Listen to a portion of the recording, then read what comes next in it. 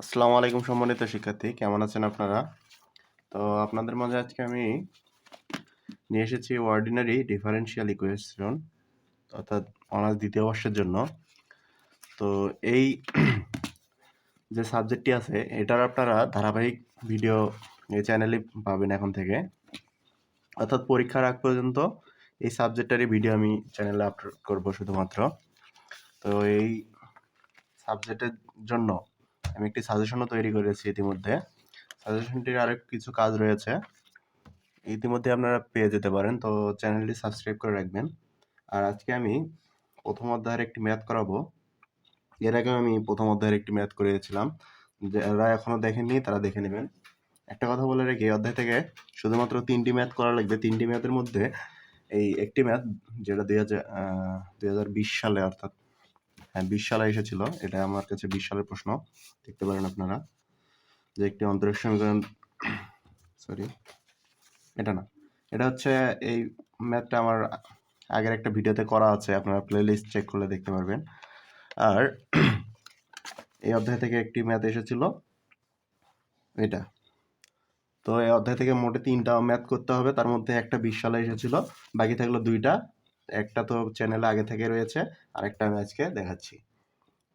যাই হোক, প্রথমে প্রশ্ন এরকম থাকতে পারে যে অন্তরক সমীকরণের সমাধান y² = 4ax + a তাহা নির্ণয় করো। অথবা প্রশ্ন এরকম থাকতে পারে যে সকল পরাবৃত্ত গোত্রের উপকেন্দ্র মূলবিন্দুতে এবং অক্ষ x অক্ষ বরাবর তাহার অন্তরক সমীকরণ গঠন করো। তো চলুন সমাধান করা যাক। এখন আপনারা এরকম করে লিখবেন প্রথমে যে সকল পরাবৃত্ত গোত্রের, আমি অথবা প্রশ্ন কিন্তু এটাই বললাম যে সকল পরাবৃত্ত গোত্রের উপকেন্দ্র মূলবিন্দুতে এবং অক্ষ x অক্ষ বরাবর তাহার সমীকরণটা কি হবে? y² = 4ax + a, এটা আমরা জানি। এখন এই y² যা আছে তাই লিখেছি, এটা আমি সিম্পলি গুণ করে দিয়েছি, 4ax + 4a²। আচ্ছা, এটাকে আমরা দিয়েছি 1 নম্বর সমীকরণ। এখন এটাকে আমরা x এর সাপেক্ষে কি করব? অন্তরীকরণ করব একবার। তাহলে আমি 2y কে যদি x এর সাপেক্ষে অন্তরীকরণ করি, তাহলে আমি কি পাবো? যে y² কে করলে 2y এবং y কে করলে dy dx।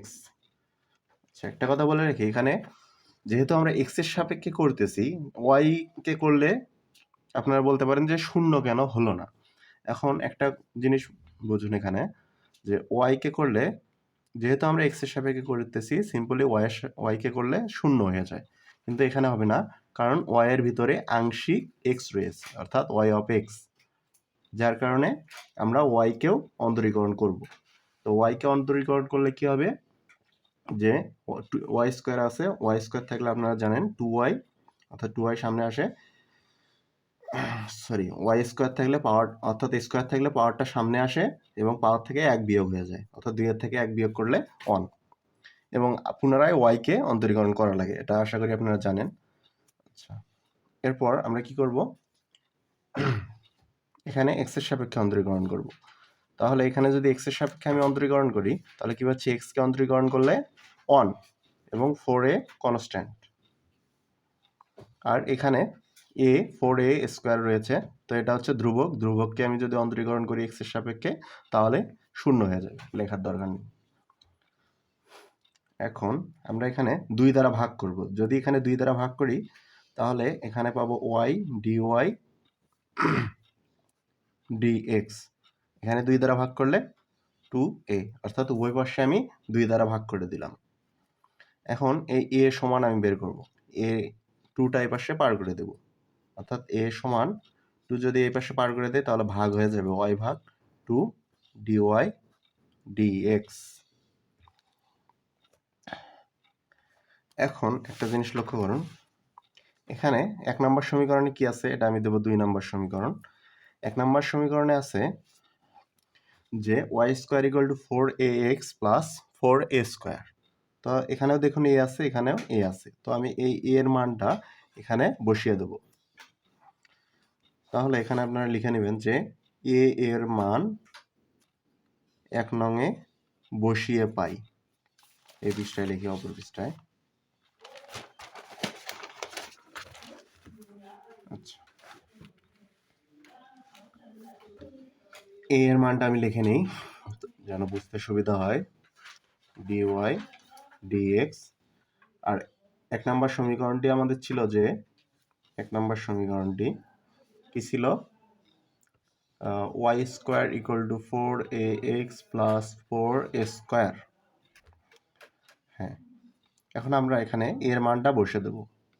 এর মান এখানে যদি বসিয়ে দেই তাহলে আমি এখানে পাচ্ছি 4x, এর মান y ভাগ 2 dy dx। আবার পুনরায় 4, আবার y এর মান 2 ইন্টু dy dx। আচ্ছা,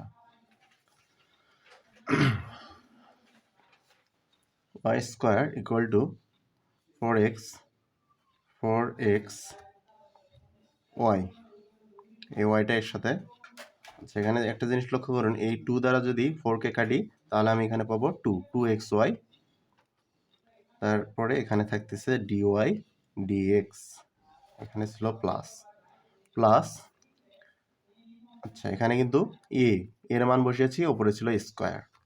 আচ্ছা, একটা জিনিস লক্ষ্য করুন, 2 এখানে নিচে আছে, 2-র উপরে স্কোয়ার করলে হবে 4, 4 আর 4 ক্যান্সেল হয়ে যাচ্ছে। তাহলে এখানে থাকতেছে y স্কোয়ার dy dx এর উপর স্কোয়ার।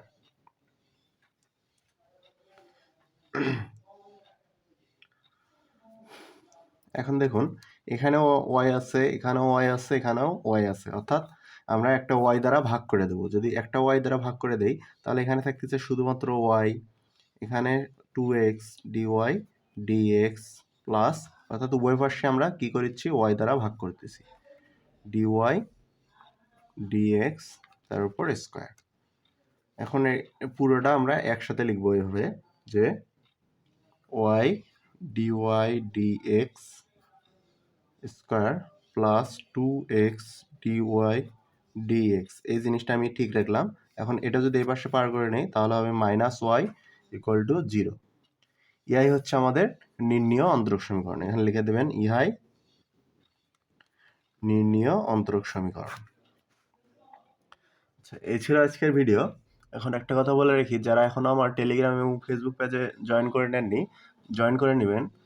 ওখানে আপনারা সরাসরি আমার সাথে কথা বলতে পারেন এবং বিভিন্ন ধরনের আপনাদের এই পরীক্ষা বিষয়ে এবং পড়ালেখার বিষয়ে বিভিন্ন ধরনের আপডেটও ওই টেলিগ্রাম এবং ফেসবুক পেজে দেওয়া হয়। তো ধন্যবাদ।